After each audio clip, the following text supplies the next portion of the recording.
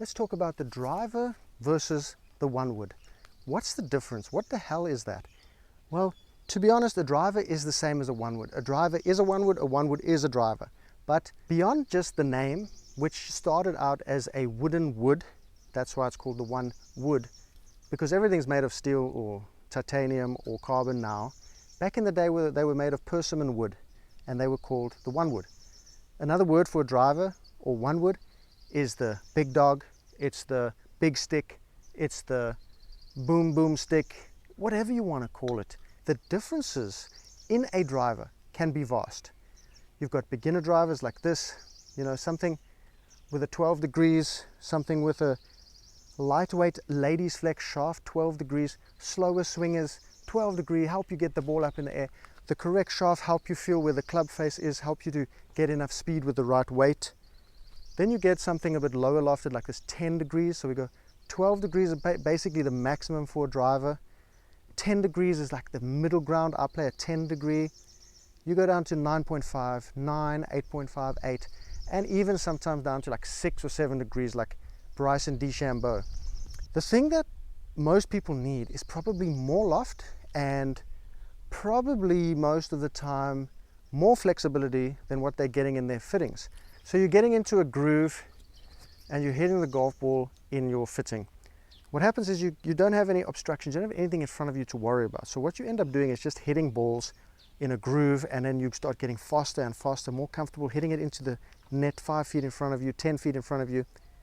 You really want to be fitted somewhere where you can see the ball fly. That's going to help you a lot to start to swing a bit more like on the golf course, because then you can get fitted if you do these things into shafts that are a bit too stiff, and then you have to be swinging correctly all the time, playing consistently. So this X-Stiff driver shaft works for me great when I'm on form, but if I haven't played for a few weeks, I can't really hit this thing that well.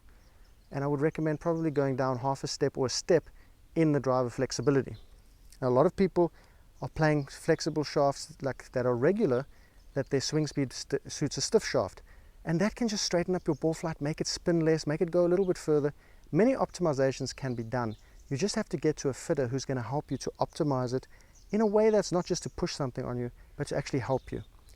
I found that I can hit a regular, I can hit a stiff, I can even hit a ladies. Just depends on the tempo, depends on the swing speed. And the club face itself makes a difference to your eye. When you look at a club face, you have to feel confident with it standing behind the ball. The more confident you feel before the shot, the more good shots you're going to hit. So you see this, the face of these drivers is very tall now. Before, you used to have wooden woods where the face was probably about half the size, made of wood with some plastic in it, with a screw in it, and you had to hit it right out the middle there. Nowadays, the driver face is so big and so flexible that you can miss the sweet spot and still hit a pretty good shot. That's the big advantage of the new driver versus the one woods, is also that they're just so much more lightweight, especially in the shaft, made of graphite. It's not steel anymore. And with the new golf balls that we have, we're getting so much more distance, so much more forgiveness.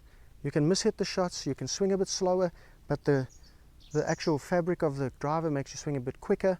It's fantastic. So if you're not very good at your driver at the moment, you want to just keep hitting it, you want to go get a lesson on it, you want to learn to hit that driver, you want to pack it away if it's not helping you in the golf course, if it's costing you shots, going in the water, going OB, don't worry about it. You can take it out of the bag for a while, play something else, but always be striving to hit this thing. It can be a great advantage, one of the best tools to slash your handicap very quickly, but only if it's fit for you, only if it's your spec. It matches your swing, your tempo, matches your confidence level, your eye, how you like how it looks.